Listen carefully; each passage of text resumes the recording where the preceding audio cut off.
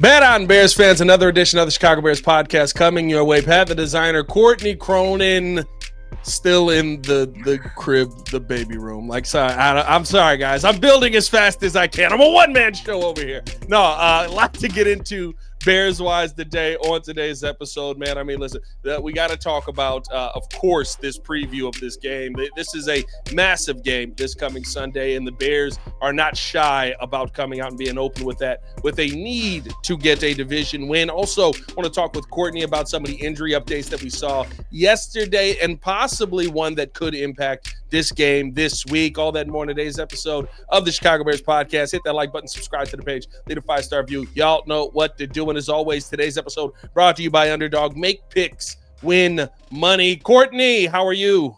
I'm good. Just got in from practice, and the numbers were improving, at least for the receiver group. DJ Moore was back out there. Roma Dunze was back out there.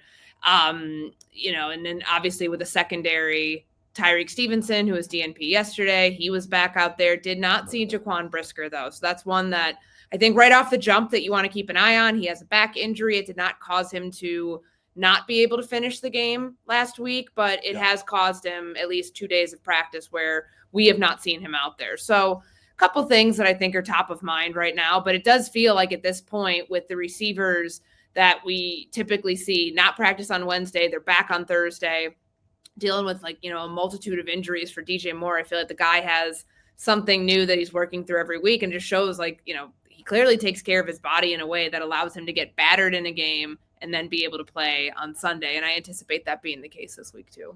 I keep calling him Wolverine, man. Like, he just finds a way to get back out there and heal himself up on some amazing things. I mean, like, what was it? Week 6 or 7, it was like the groin injury that kept him in the hospital for a night.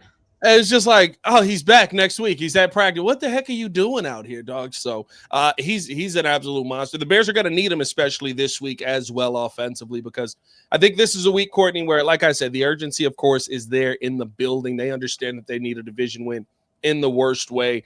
And it helps when you're able to go into some of these divisional games, understanding your opponent. DJ Moore's had some solid games versus the Minnesota Vikings. When you look at this matchup here, to me, like, this is one where probably the first of a few games in a row here where we're going to say, okay, is this the real Bears team? Is this real Bears offense? Because now you're going up against a Brian Flores defense that caught the Bears a little bit off guard, I feel, in the first game. Didn't blitz as much as we're used to seeing a Brian Flores defense do. Kind of went into more of a zone situation versus Caleb Williams, and it threw him off a ton going into that fourth quarter. Do you expect we'll probably see some more combinations like that coming into this game? It's interesting because he changes his defensive strategy seemingly every single time that they play the Bears, and obviously every week. The thing that would annoy me as a play caller, if I'm Ben Johnson, having to scheme against that, is that they change their identity. And that's a very Belichick way of doing things. And we know that Brian Flores comes from the Patriot system. So to morph and have your fronts change, to have your blitzing strategy change, the amount of zone that you play change. I think it really, it challenges you as a play caller. Like, what do we anticipate this looking like based on what we saw when we played them in week 1 versus what we see now? The personnel changes that they have. Obviously, Jonathan Grenard's the big injury in Minnesota that we're keeping an eye on with his shoulder. Is he going to play? It sounded like some optimism, but he was DNP on Wednesday. And then on the back end, people who weren't there the first time around, Harrison Smith, for example. Yeah. Well, I mean, he looks his age at certain points. And I don't mean that in any disrespect, but it's not the Harrison Smith that we've known over a decade plus in the NFC North, but he's still a very instinctual player who can give Caleb Williams a migraine back there trying to figure out where's he going to be. Is he up at the line of scrimmage? Is it simulated pressure? Is he actually blitzing? What's happening? So I think that the opportunity you have here, if you're Ben Johnson, trying to figure out where is Caleb most comfortable, what can we do to, whatever the game plan is for him. If they decide to send the blitz, if they decide to, have more simulated pressures, lean into the things that have been working for you. The run game is the second best right now in the NFL in terms of yards, but I know that is a figure that's skewed by Caleb. Like, I would be really like interested to see how they can find that sort of success, because you can run on this defense. Like the Baltimore Ravens did it last week. They're a bottom 20 run defense in the NFL. Ranked right there at 22nd.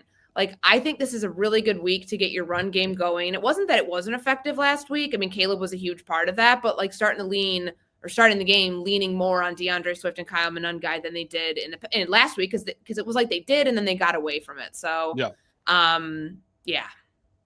To me, this is where you can see Ben Johnson grow as a play caller. I mean, honestly, like, we know he's a great play caller. We know, but there are times where he gets locked in. I thought last week was a perfect example of that, where he was like, we're throwing this football. We're putting the ball in the air, and you get behind, and that kind of makes a little bit more sense. But, like, you kept wondering, like, okay, is he going to just, like, go to the run game here? Like, this feels like the perfect game. You got snow happening. The winds are whipping here in Chicago. You can't kick the football. So why not go down and go ground and pound in this one? I think this is a game where you might see a little bit more of that. And I think, it's good to see Caleb starting to get his footing under him. But I loved what we saw very early on in the year, where he just kind of was going with what was working that day. And to me, it's demoralizing to a defense, especially in the first half of a game, if you don't have Caleb sitting there throwing it to the point where, I mean, again, last week different, but like when you get to 30 plus passes, like now it's like, okay, like now you're hurting the completion percentage. Now you're throwing the football way too much. You're out of whack there.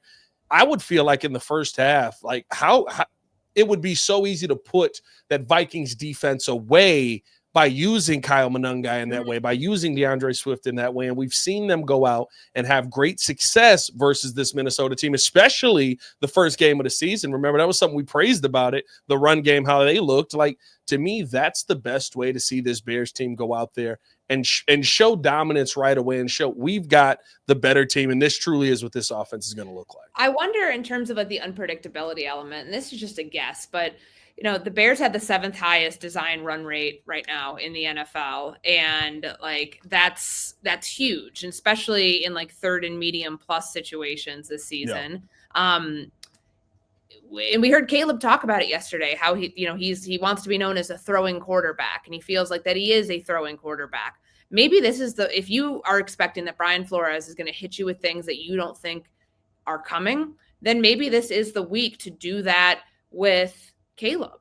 Like, yeah. He has been so stellar with his legs in scramble mode. And I wonder, is there a chance to get him some design runs? Like, we just don't see that all that often with the, with this offense. They don't want to rely on him like more than just kind of what they've done, but he was the biggest part of their run game in week 1 when they faced the Vikings. That's not where they want to be, but like with him on a consistent basis, but they still want him to add. I just wonder if there's areas where you can add with him on designed quarterback runs that are not just, a sneak or, a 1 yard thing. Like, I think that he's a weapon. He says he considers himself an athlete out there, and he wants to be able to beat teams a variety of ways, despite thinking of himself as a quarterback who can win with his arm, which he can.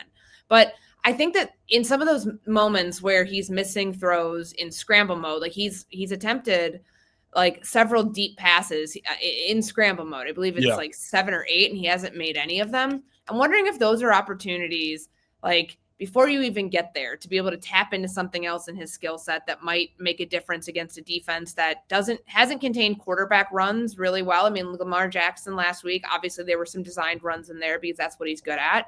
But also a lot of scrambles. Yeah. He had a pretty decent game being able to do that. And I think that the Bears could try to find some way to have Caleb involved in the same thing.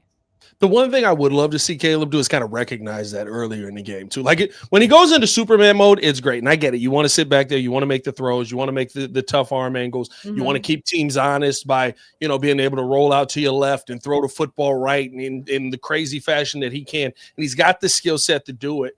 I think there are times, right, you bring up the number of the deep shots that he's had on those, right? DJ Moore with a drop last week. Rome Odunze on the sideline with a couple of drops. We've seen that multiple times. Over the middle with a drop there. You had OZ who's dropped that. I think, you have to go with what's working right now. And that's clearly not something that is working in Caleb's favor, in the Bears' favor.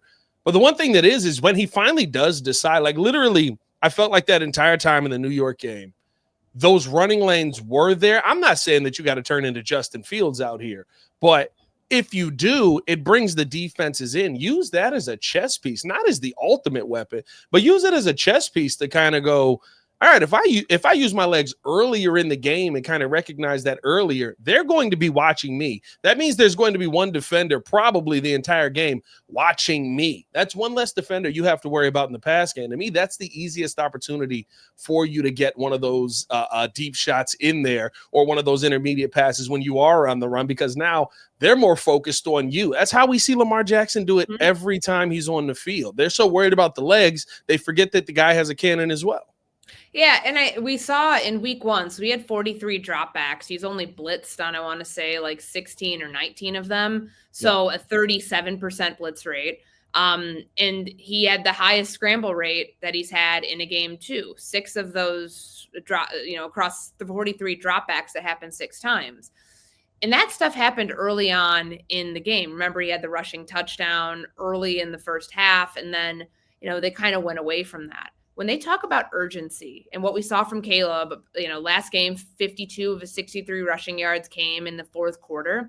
Could they find ways to give him either scramble opportunities or, for him to be just have the heads up nature to go, okay, I'm going into scramble mode now, or even like design some of those opportunities for him to give defenses a look that frankly is an unscouted one, because you just don't see him do it from a designed, conscious perspective all that often.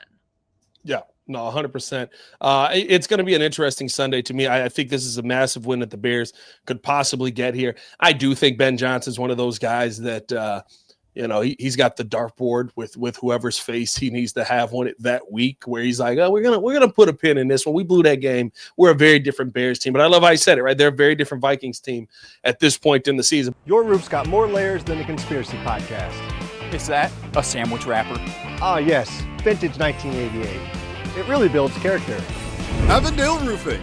Inspect smarter, dig deeper, and get to the core of your roof's health. But I feel like this is a great opportunity here, Courtney, because you've also got, if you can get this win, you've got a chance to be solely in first place. Philadelphia Eagles taking on the Detroit Lions here. Sure.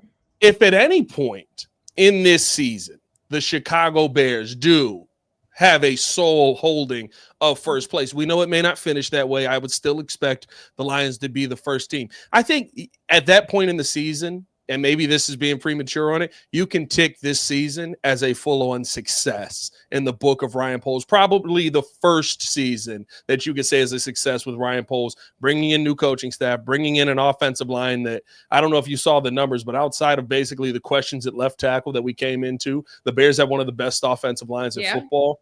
This is the first time win rate in the NFL right now, which is crazy. Right behind Buffalo. It's insane. It's insane. So, to me, this would be the first time in the season where you could go 100% what you did this offseason is a success. Well, it shows you what you're doing is working. If this results in a win, and obviously, even if Detroit goes to Philadelphia as road underdogs and pulls off the upset, I still think that the Bears, if they win this weekend, are in a good spot to where you can say they beat a good team in their place. And they, if it takes the fourth quarter again, if it takes Caleb going into scramble drill at the end of the game to win, they win on a field goal, whatever it is, this is a good team and a defense that is very challenging to game plan for because they change their identity week to week. Those are the teams that I think fans want to see the Bears beat more than the bottom 4 teams in total defense, from the Dallas Cowboys to the Commanders to the Bengals to the Giants. Beat the hard teams and do it in their place too. I mean, their wins have come on the road, which I think is massively impressive. And that also shows you that it's working this year. To be able to win away from Soldier Field is a hard thing to do, but to do it against a Vikings team right now that was a different team, a team that you should have beat, a team that you had a double-digit lead on going into the fourth quarter, and you squandered it. That is where I think the growth will show the most, and ultimately show people, hey, it's working. What they're doing right now is working, and they should continue to build these strides the rest of the way, no matter if it, no matter how long the win streak goes on for, however many wins they end up with. Is it double digits? Is it 9? Is it 8? Like, you get closer to that number, I think you can instantly say it will be a success this season. What's the expectation for you from the defense this week? To me, I look at this, and the defense played 3.5 great quarters of football, and that last half of a quarter in the fourth quarter was absolutely atrocious, and you saw the fall off come from there. But you also didn't have an offense that could pick up any slack at that point. Feels a little different this time around. But you're also going against an offense that has added back Jordan Addison, and he's been slowly kind of working his way back in, but that's a weapon that you have to account for. Do you feel like you're going to be more like the first 3.5 quarters, or does it feel like a defense that's going to probably look a little similar to what we saw in that last half a quarter, or even versus the Bengals, who had all those weapons? Yeah, I mean, this is an offense that's immensely talented, and the numbers from last week don't really match up with like the type of players that they have. Obviously, Justin Jefferson getting targeted 12 different times and hauling in 4 catches is an aberration. That's not something that I expect to continue. I think a lot of that didn't have to do with Baltimore's defense as much as it did the off-target percentage on some of those throws. Like, Jordan Addison, 11 targets, 3 catches, 0 touchdowns. Jalen Naylor, 6 targets, 5 catches, 1 touchdown, and that one came a little bit later on in the game. That one was the fourth quarter, like the game was already out of reach. But this will be a challenge. This is probably as close to Cincinnati's weapons that you can get. And you also throw TJ Hawkinson into the mix for the Minnesota Vikings, like a big threat over the middle of the field. They have to figure out who they're putting on their star tight end. So I think for this defense, knowing that you've got a player playing nickel and CJ Gardner-Johnson, who has been relied on to blitz, but he's also very comfortable now 2 weeks in, playing in the secondary. Tyreek Stevenson sounds like he's trending towards being able to play because he was out at practice today. Deshaun Wright, like one thing that was kind of interesting, NFL Next Gen Stats put something out. He had one of the longest recorded tackle saving plays last week on that one that would have been if he doesn't make it, it's a 70. They credited him with a 71-yard touchdown stop. Yes, effectively. Yeah. I wanted to get the actual name of how they phrased it, but I think the secondary, for as beat up as they have been and for as porous at times as it seems they have been, 2 touchdowns in a 49-second stretch in Cincinnati feels like that. But I honestly think they've been playing some pretty decent ball for most of last game against the Giants. The only quip that I had with anything is that they didn't have a spy on Jackson Dart. You're not going to have that with JJ McCarthy. He can get out and scramble a little bit, but I don't think that that's their biggest worry this week. Yeah, it's going to be interesting to see how they handle JJ. We saw that in that first game, right? JJ used his legs effectively to kind of be a weapon there. I do wonder if KOC draws some of that up because it's worked against this Bears defense. So hopefully it's a defense that's able to hold their own at least yet again and continue to grow in production. The one thing that you can feel good about right now is you've got 9 games left. It feels like Javon Dexter's sack totals continue to rise. It feels like Montez Sweat's sack totals continue to rise. They're creating more pressure. CJ Gardner-Johnson has been a bright spot in this defense since he's been brought in. So it's just about continuing to build on it week after week. And I do think, like DA said with us a couple of weeks ago, it truly feels like guys on the defensive end are starting to get much more comfortable with what he's asking him to do, especially because how many times have we had to restart this because of injury, because of, somebody being banged up or somebody just not being good enough in that position. So hopefully this Bears team is able to get some of those pieces back. Was there any sign of TJ Edwards in practice today? Was he back out there? Did not see him out there today. So curious, with the surgery and when he's going to be able to have that, the bandage, put onto his hand. Obviously, he's going to have it cast, be a club that he can play with. But Ben Johnson did say that when he's able to play, he'll play. Just have not seen him out there yet. Yeah, it's still. I think how he phrased, he said it was more of the hamstring injury holding him out than anything. Sure. Listen, he's dealing with both. This is the year where I keep referencing J-Mac when he talked about when he went from Dick Duran to Lovie Smith. Everybody was pulling everything. You had a bunch of soft tissue injuries. I know people are going, what the heck's going on up there with the training staff? Probably just being asked to do more. being asked to be in more places. I'll tell you what, some of the coverages the DA had where you got linebackers at the line of scrimmage and then splitting out wide to try and catch wide receivers. I was like, all right, DA, like, I don't know if we got the guys for that. Like, you're going to start having guys pull more muscles. So hopefully we can find a way to defensively get after this Minnesota Vikings team as well. We know that they are a threat. Before we get into an update we got yesterday that I want to talk about with Courtney, we do got to talk about our underdog play that we have right now, Courtney. You went Caleb Williams rushing yards. You've been very big on Caleb using his legs higher than 23.5. Yurko yesterday went higher on Jay Jettis, Justin Jefferson, for those of you who are not of the culture. 68.5 receiving yards. And you know what? I'm going to go. I think that this is going to be a game where you have to get the tight ends involved yet again, Courtney. There's going to be a ton of focus on Rome Odunze, especially after last week. Big shout out to Big James out there. You know what I mean? Like, there's going to be a ton of focus, of course, on DJ Moore. They've seen what he can do. I think this is a day where your young guys have to get involved more. And to me, the Luther Burden, the Colston Loveland combination is going to be one to watch for. And because I could only see Colston Loveland when I was looking on Underdog at the moment, I'm going to go with a Colston Loveland anytime touchdown. I think he hauls in another one this week. So I think we're seeing the switch happening in real time.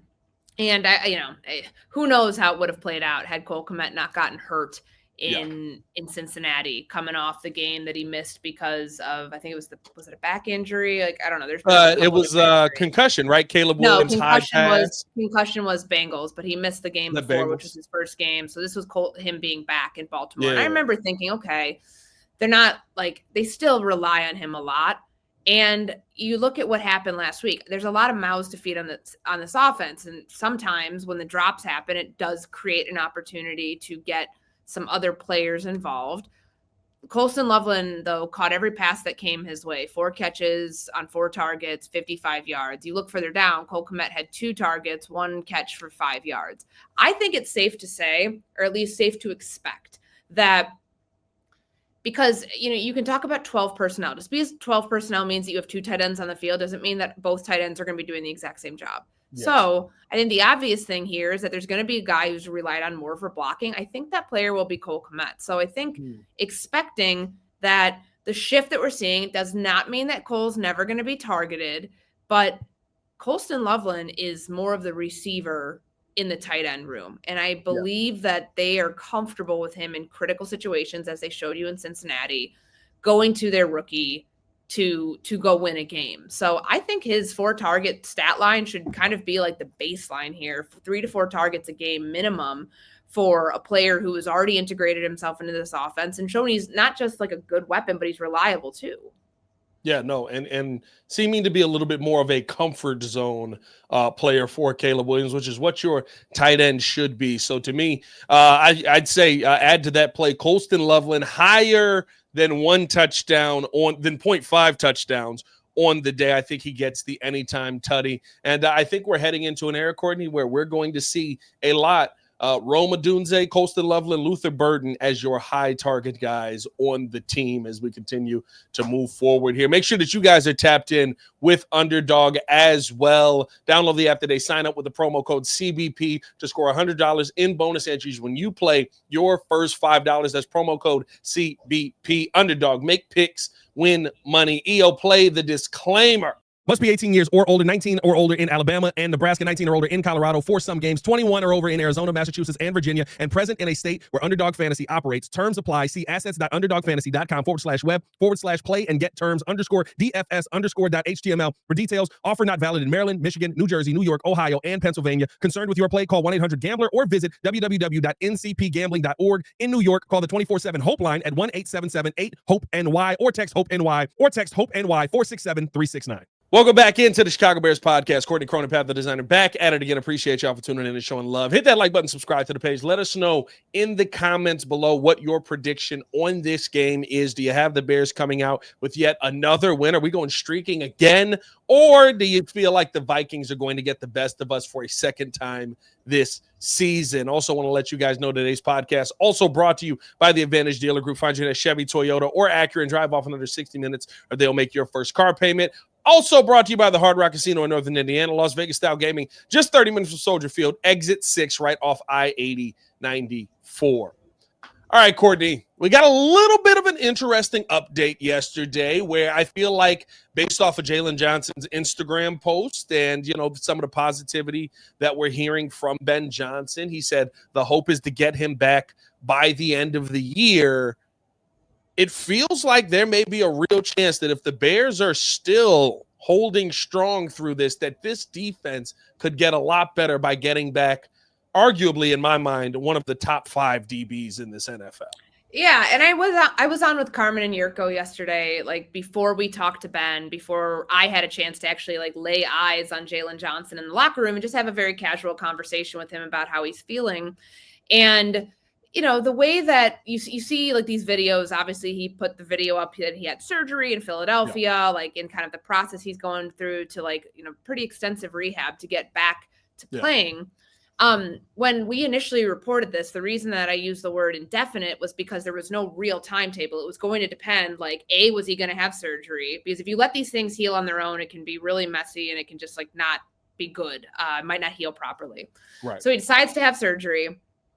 But there was no real timeline after that. But I think, like, I don't know if it was faster than expected or if this was the right, like, exactly where he should be right now. But it feels like he's coming along nicely to the point where they might have a legitimate chance to bring him back. But do you bring him back? Like, I think you only do it if the team is fighting for a playoff spot. I don't think if the next couple games go poorly and, I don't know, worst case scenario, you lose your next 3 games and you're 6-6. And then like the stretch after Philadelphia is Green Bay. And then you've got Cleveland coming to town and you've got Green Bay again. You've got the Lions. Like, if it looks like you're going from the outside looking in, do you really rush him back? If he's not 100% without a shadow of the doubt, this thing is healed, he's ready to go. But so that's like, to be determined. I think very much what happens with the schedule factors into whether Jaylon Johnson comes back. But, I did just like chat with him briefly and he looked good. He looked healthy. He looked strong. He said he's feeling good. He's excited to get back. So like his brain is very clearly like on the linear path towards I'm coming back better than ever. The interesting one was Kyler Gordon because Ben Johnson kind of talked about both of them and said that, we expect to get both of them back here by the end of the year. But 2 weeks ago, when they put Kyler Gordon on injured reserve before that Baltimore game, he said that, or I guess that was 3 weeks ago now, because he's eligible to come off IR next week. Tuesday, right? Which is, right after the, going into Steelers game, because that would be 4 games that he would have sat out, which would have been Baltimore, Cincinnati, Giants, Vikings. So I think it's, and Ben said like they're still anticipating it on the shorter term. Now, maybe that's 5 games that he has to miss, but not season-ending IR. Like that's still the belief. But if you got both of them back, and if I think the best case scenario would be this team goes 4-4 over their next, they're a 10-7 team. You go 4-4 over your final couple your final stretch of the season. And if that's a playoff team, then then both of them are back. Like, then I think that you do have a shot in the postseason. I just would worry that you're rushing them back because you're really trying to make a push and something goes poorly. And then that costs them even more time when they've already both been struggling with injury all season long. Is the Kyler Gordon one now? Because at first Ben talked about, we're hoping to get them both back here by the end of the year. I think he was speaking generally about that because he followed up talking about Kyler in specific and still thinking that it's a short-term thing. Does CJ change that at all in any way? Right. I know this DB unit is banged up, but like getting CJ in here, seeing how he's playing at a high level, is it kind of, hey, like take as much time as you need to get back? Because when we get you back healthy, you need to be 100%. We can't lose you again. It really should. And I think that, CJ's talked about it. His coaches have talked about it. Like nobody's really getting into anything other than you got to ask Dennis Allen and Ben Johnson about how that works out. Because I think with that situation, you're taking it game by game anyways. Like CJ Gardner-Johnson has been a net positive for this team since he got here 2 weeks ago. He's one of your best pass rushers. And what he's done in the last 2 weeks and the pressure that like rushing from the secondary does to opposing offenses. So I think it's not a matter of like, don't get off a winning horse. He's your nickel corner. And Right. like, even if Kyler Gordon comes back, I think that could, if Kyler comes back and he's good to come back, you could play him outside if you want to. You can find ways to like rotate him through.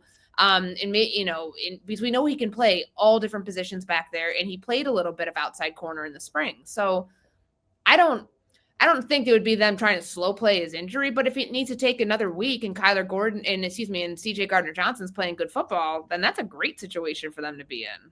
No, 100%. If there's a world where at any point this season you can find a way, and when we know how Jaylon's mind is, right? Like, we know he's eyeing at least that second Packers game to try and get back on December 20th. He takes the Bears-Packers matchup very seriously, and I know that he wants to get back for that. But like, if there's any world where with CJ here, with Tyreek, who I think this season has kind of established him, like, it's no disrespect to his game at all. He's a number 2. He's a second DB. He's a really good second DB. He's probably not that guy you want on the number 1 guy time and time again. You get Jaylon back. You add Kyler back into the mix. You've got CJ. Like, all of a sudden, your defense goes from, like, to me, one of the bigger question marks, especially with an improving pass rush. I'm not going to say it's good yet, but it is getting better. Like, yeah, it is. Your defense goes from a question mark to me to being like, this is a pretty stable defense. The Bears might shock some people as we get near playoff time here. Yeah, and it's like, if health comes along at the right time for you and it's the end of the season and you can start getting guys back and your pass rush can improve like week by week. And I think we saw a solid effort last week with Austin Booker getting a lot of snaps and getting to show in an extended period of time what he can do as a pass rusher. Defense starting up front needs to be better, but I think it's a start more than anything else. Now, if you can finish that off with, we get 2 of our starting DBs back and you finally get like a healthy backfield, because the backfield's never played together this year. Yeah. Like not even in training camp, because Jaylon was out since the end of July. I think that is a sign of a dangerous team, and it changes the ability for Dennis Allen to go deep in his bag and do the things that he wants to do. I think the blitzing strategy, the reason that you've seen an uptick is because you've got players now that he can trust to do it. You didn't have that necessarily early on in the season because Gordon was out, so you weren't having the nickel blitz. And I look at this thinking the pass defense will continue to improve if they're able to get those guys back, because the Russian coverage and marrying that up together and the pass rush starting to improve should help those guys in the back end.